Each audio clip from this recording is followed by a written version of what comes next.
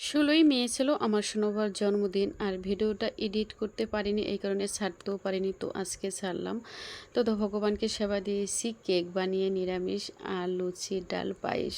এই ছিল জন্মদিনের আয়োজন। আর এই জন্মদিনটা না এবার করার কোনো ইচ্ছাই ছিল না। একটা মানুষই এখানে নেই, শুধু আমার শ্বশুরমশাই।